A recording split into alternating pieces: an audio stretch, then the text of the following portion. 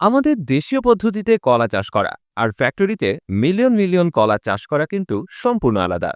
যেখানে million million কলা চাষ করা থেকে শুরু করে কলা বিভিন্ন দেশে পৌঁছানো পর্যন্ত সব কাজই করা হয় আধুনিক পদ্ধতিতে। কলা চাষের প্রথম ধাপ হল উপযুক্ত জমি বাছাই করা। উপযুক্ত জমি বলতে এমন জায়গা বোঝায় যেখানে মাটি দোআঁশ বা বেলে দোআঁশ ধরনের হয়, যাতে পানি মাটিতে জমে না থেকে বের হয়ে যেতে পারে।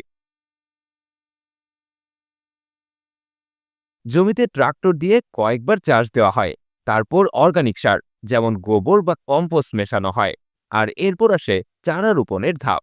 আধুনিক কলা চাষে সাধারণত টিস্যু কালচার পদ্ধতিতে তৈরি চারা ব্যবহার করা হয়।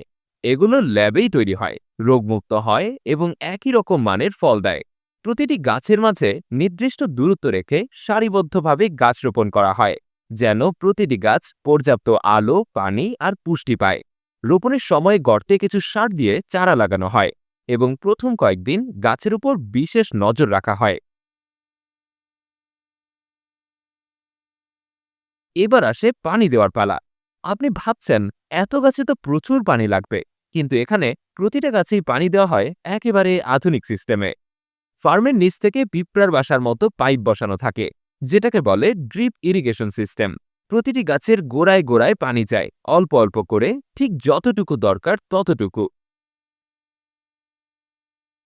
গাছ যখন বড় হয় তখন শুরু হয় নজরদারি। কেউ আর এখন হেঁটে হেঁটে গাছের নজরদারি করে না, এখন কাজ করে ড্রোন। উপর থেকেই দেখে কোন গাছে পোকা লেগেছে, কোনটা পানির অভাবে শুকিয়ে যাচ্ছে। তারপর সেই জায়গায় শুধু স্প্রে করা হয়, পুরো বাগানে না। এতে খরচও বাঁচে, পরিবেশও দূষণ হয় না। যখন কলা ধরে তখন এক একটা থোর হয় বিশাল বড় আর ভারী। সেই থোর যাতে রোদে বা পোকায় নষ্ট না হয় তাই পলিথিন কভার দিয়ে দেওয়া হয়। আবার গাছ যাতে ভেঙে না পড়ে তাই সাপোর্টও দেওয়া হয়। এবার গাছ থেকে কলা কাটার সময়। এখন আর কলা কেটে হাতে হাতে নিয়ে যেতে হয় না। কলার ফার্মে চলে কলা হারভেস্টিং মেশিন, যেটা কলার থোর কেটে একদম বেল্টে তুলে দেয়।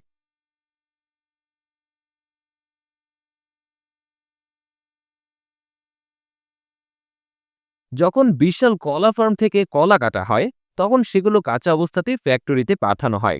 কারণ কাঁচা কলা পরিবহনে সহজ, পচে না, আর কলা পাকার আগে প্রসেসিংয়ে বেশ খানিকটা সময় পাওয়া যায়। এক এক ট্রাকে বা কন্টেইনারে টন টন কলা এসে নামে ফ্যাক্টরির রিসিভিং জোনে।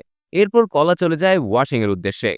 এখানে প্রথমে কলাগুলোকে ঠান্ডা পানি, হালকা সাবান আর জীবাণুনাশক দিয়ে ধুয়ে ফেলা হয়, যাতে ধুলাবালি, মাটি, পোকামাকড়ের দাগ সবকিছুই দূর হয়ে যায়।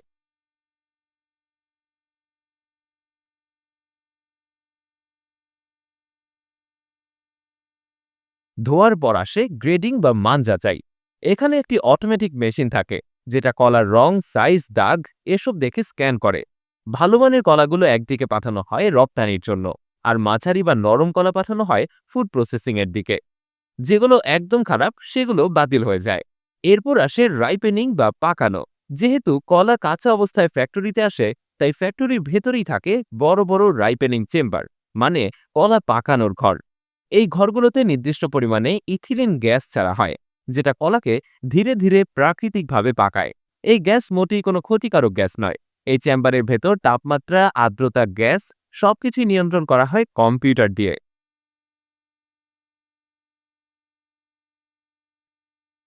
৪৮ থেকে ৭২ ঘন্টার মধ্যে কলাগুলো পেকে সুন্দর হলুদ রঙে পরিণত হয়। পাকানো কলাগুলো এবার চলে যায় প্যাকেজিং লাইনে। এখানে মানুষের সঙ্গে সঙ্গে রোবোটিক আর্ম কাজ করে। কলা বাছাই করে এক একটা নির্দিষ্ট ওজনের বান্ডিলে ভাগ করে তারপর বক্সে ভরে।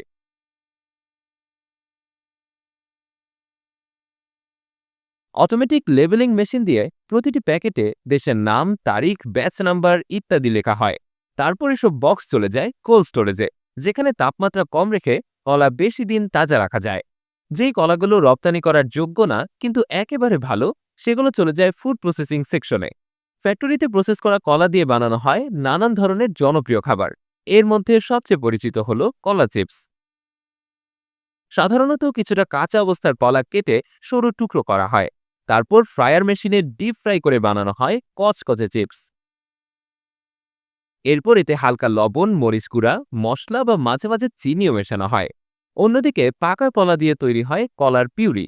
এই পিউরি বানানো হয় স্পেশাল মেশিনে, যেখানে কলা একদম মসৃণভাবে মাখিয়ে নেওয়া হয়। এই পিউরি ব্যবহার করা হয় বেবি ফুড, ফ্রুট দই, ফ্রেশ স্মুদি বা বিভিন্ন কেক রেসিপিতে। আরেকটা জনপ্রিয় আইটেম হলো ব্যানানা কেক বা ব্রেড। বেশি পাকা বা নরম কলা ফেলে না দিয়ে এগুলো দিয়ে তৈরি করা হয় মজাদার কেক, বান বা ব্রেড। অনেক দেশেই এগুলোকে ব্রেকফাস্ট বা স্ন্যাক্স হিসেবেই খাওয়া হয়।